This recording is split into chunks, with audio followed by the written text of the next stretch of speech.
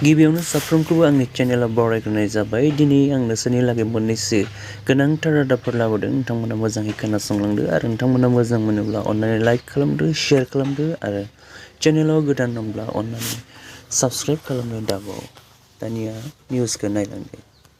BTRनि गाहाय मावफुं सोद्रोमा प्रमोद बर'नि दैदेननायाव सा 17 थान्दैफोरा BTRनि जानानै गोदान दिल्लीनि नर्थ ब्लकआव 10 जानुवारि दिनै 11 रिंगायाव BTR गोरोबथानि दफा मावफुंनायनि सायाव मिरु सोरखारनि मिनिस्ट्रि अफ होम एफेयार्सजों सावरायलायगोन। बे हाबाफारियाव बाहागो लागोन BTRनि गाहाय मावफुं सोद्रोमा प्रमोद बर' आरो BTRनि लेङाइ गाहाय मावफुं सोद्रोमा गबिन्द चन्द्र बसुमतारी, EM रन्जित बसुमतारी, रायजो सभानि MP रोंगोरा नार्जारी, MLA लरेन्स इस्लारि, BTRनि प्रिन्सिपाल सेक्रेटारि IAS अनुराग गयाल, BTCनि सेक्रेटारि नारेन चन्द्र बसुमतारी, BKWSCनि गाहाय मावफुं सोद्रोमा मिगनेश्वर बसुमतारी, BKWSCनि लेङाइ मावफुं सोद्रोमा रमिय पि नार्जारी, दुलाराय बर' फरायसा आफादनि आफादगिरि दिपेन बर', UBPOनि आफादगिरि मनरन्जन बसुमतारी, UBPOनि गाहाय नेहाथारि बितम्बर बर', आबिराम बसुमतारी, XNDF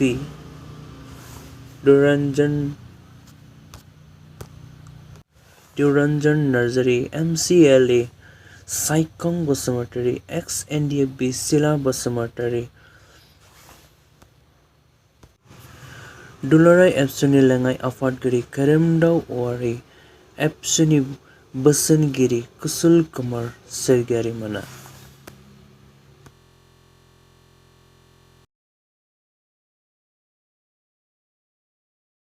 तेलेंगानानि मोनसे फेक्टरियाव केमिकेल लिक जानायनि जाहोनाव अर खामो आरो बेयाव गासै 3 सुबुंफोरा जिउ गोमानाङो आरो गोबांआ जोखोम जायो होननानै रादाब मोन्नाय जादों।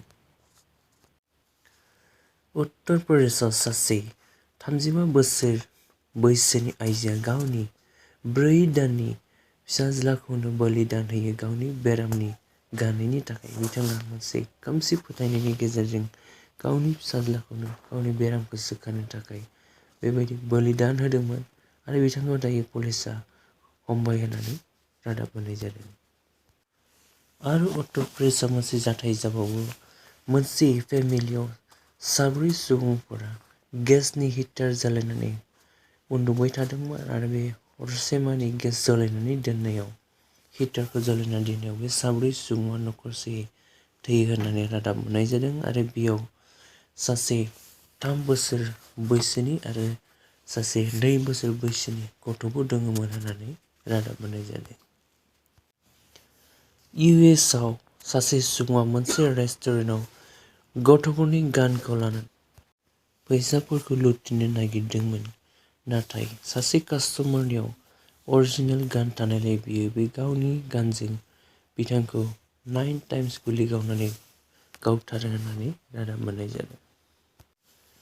चाइनायाव मोनसे सोमोनांथाव जाथाय जायो। फेनेरेल प्रसेसन थांबाय थानाय समाव ज'ज'यै मोसाबाय थानाय समाव मोनसे गिदिर ट्राकआ गासै 19 सुबुंफोरखौ हुख्रेमो आरो 20सो सुबुंफोरखौ जखम खालामो होननानै रादाब मोन्नाय जादों। राहुल गान्धी बिथाङा बुंदों दि PM मोदी बिथाङा साफ्रोमबो गावखौ वर्शिप खालामनांगौ होननानै हास्थायो होननानै राहुल गान्धी बिथाङा बुंदों। भारतनि धोनिसिन सुबुं बिथां अदम आडानिया बुंदों दि साक्सेस जानायनि फर्मुलायानो जाबाय hard work and hard work. बिथाङा बुंदों। मैया रासिया आरो इउक्रेननि गेजेराव गासै 100 जेलाव थानाय सुबुंफोरखौ एंगारलायो होननानै एक्सचेन्ज खालामो होननानै रादाब मोन्नाय जादों।